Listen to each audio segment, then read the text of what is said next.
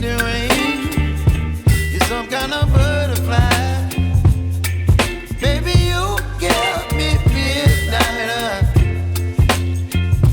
You whip up my appetite. Don't leave me here high and dry. Oh, well, I don't wanna jinx it, baby, and twist myself at the spine. Rahayu, rahayu, rahayu. Di video kali ini saya ingin membuat konten mengenai peristiwa sepak bola atau peristiwa yang terjadi di Stadion Kanjuruhan Malang. Pertama kali saya ucapkan turut berbelasungkawa atas kejadian tersebut. Semoga almarhumah yang menjadi korban peristiwa itu bisa diampuni dosa-dosanya, kemudian diterima amal baiknya di sisi Tuhan Yang Maha Esa. Untuk keluarga yang ditinggalkan, saya ucapkan semoga bisa menerima kenyataan ini dan diberikan ketabahan. Selanjutnya dari peristiwa tersebut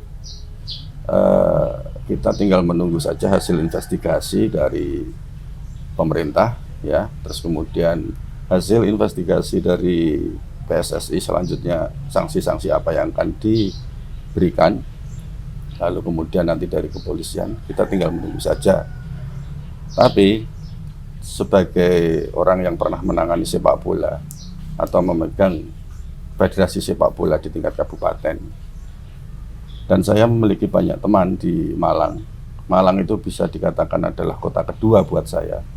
Saya banyak teman pelaku sepak bola di sana, juga teman di luar dunia sepak bola.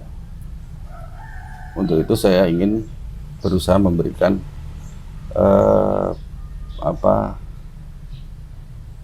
memberikan tambahan wawasan begitu ya, atau buah pemikiran saya tentang peristiwa ini gitu. Kalau saya tidak ingin mengambil kesimpulan siapa yang salah atau siapa yang benar, itu saya tidak akan masuk ke situ karena itu bukan ranah saya. Dan seperti yang saya sampaikan di awal, kita tinggal menunggu saja hasil investigasi dari pemerintah, dari kepolisian, dan dari PSSI atau mungkin dari FIFA gitu.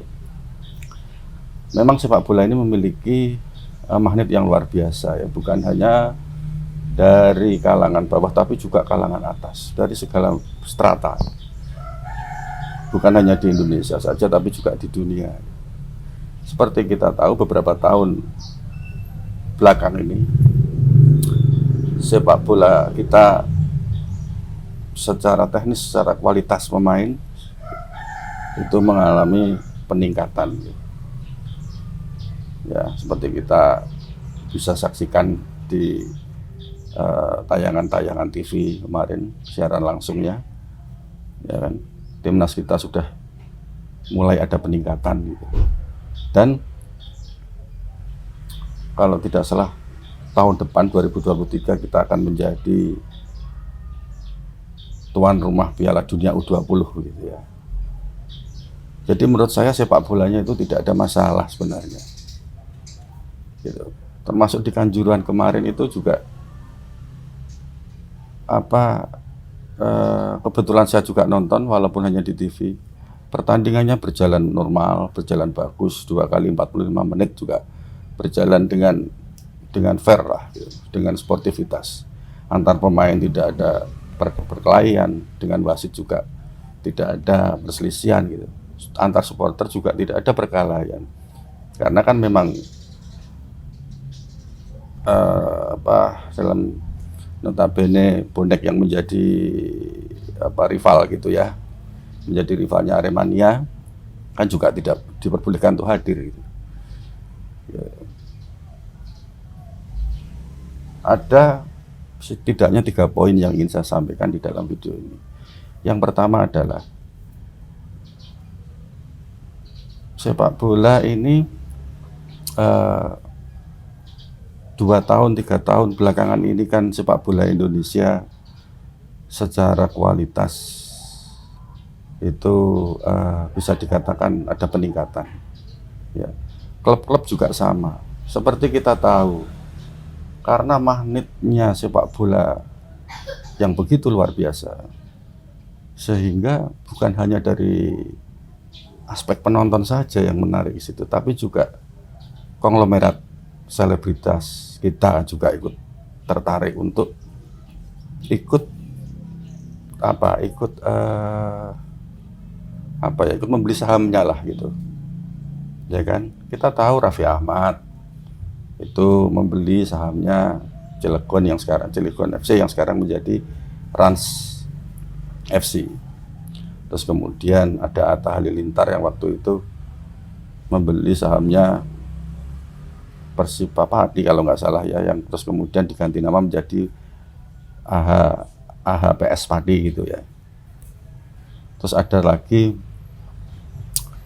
putra presiden bahkan Kaisang itu juga membeli sahamnya Persis Solo, saham mayoritas, yang kemudian juga menggandeng Menteri BUMN yaitu Pak Erick Thohir untuk ikut membeli sahamnya Persis Solo.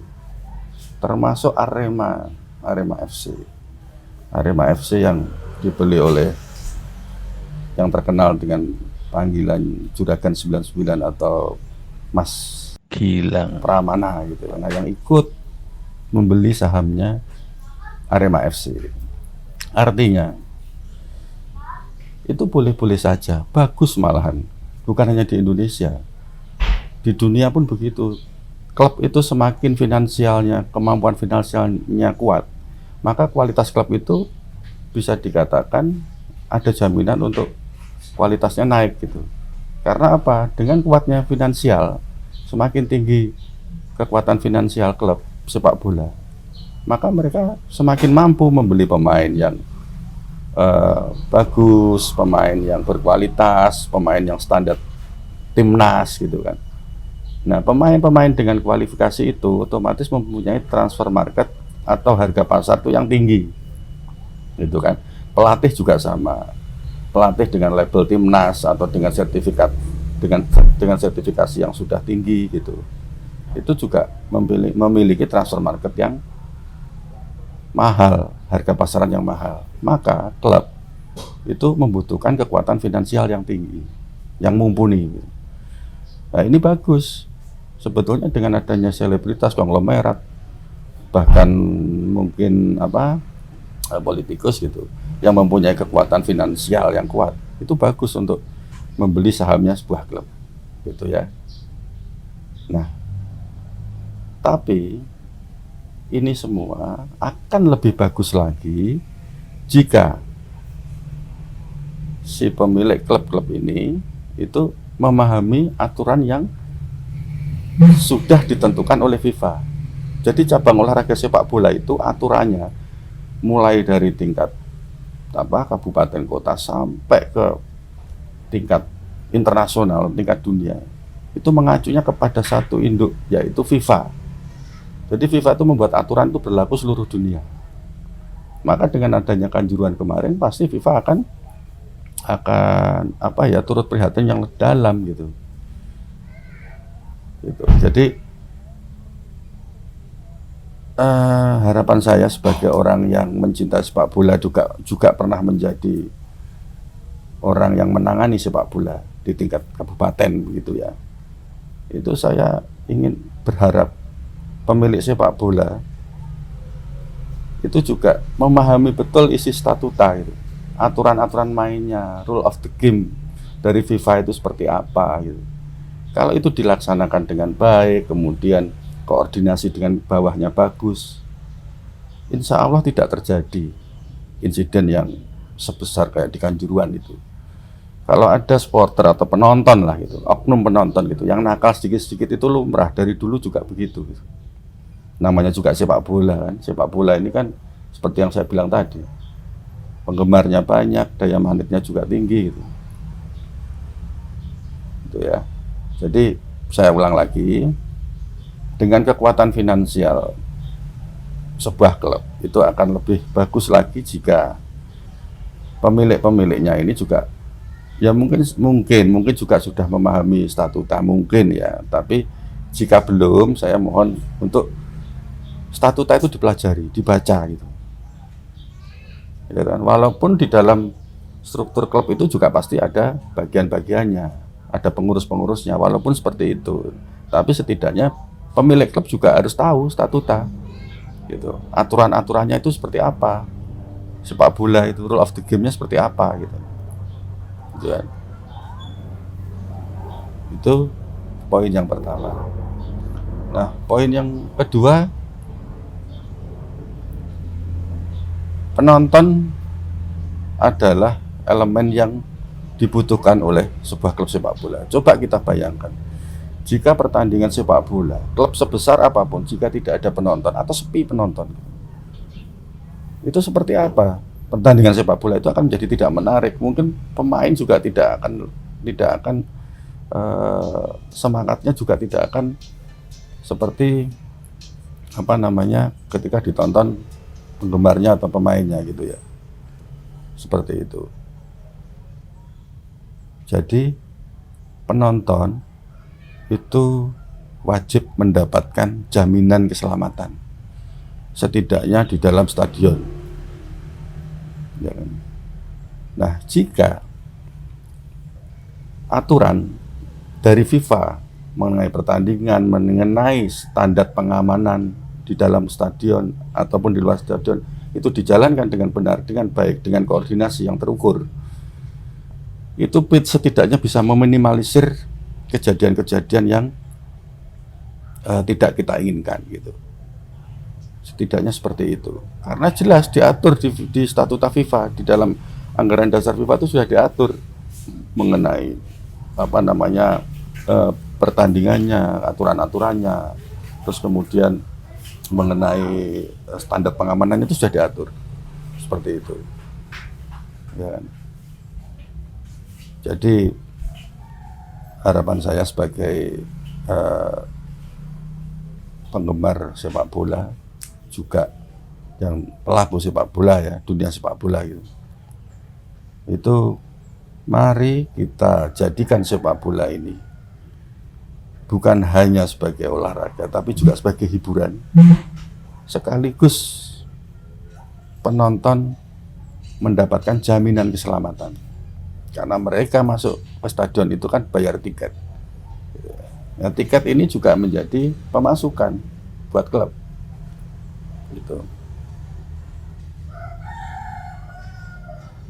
Ya, mungkin ini bisa menjadi evaluasi buat kita semua.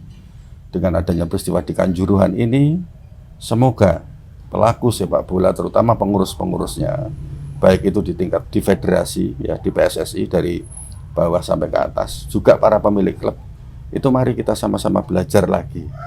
Kita perbaiki lagi organisasi ini. Kita perbaiki struktural di kepengurusan, agar kedepannya tidak lagi terjadi seperti ini.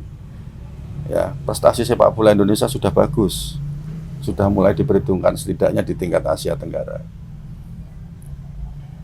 Ya, mari kita kembalikan sepak bola kepada marwahnya. Kita cari pengurus-pengurus yang sesuai dengan kemampuannya, the right man and the right place. Gitu. Jangan hanya pengurus ini hanya faktor kedekatan atau hanya faktor karena memiliki finansial yang kuat, tapi juga mampu mengelola sepak bola dengan baik dan dengan jujur. Begitu saja dari saya. Semoga sepak bola kita lebih maju dan lebih diperhitungkan di tingkat yang lebih tinggi. Mohon maaf apabila ada kata-kata saya yang kurang berkenan, dan sehat selalu untuk Anda, untuk keluarga Anda,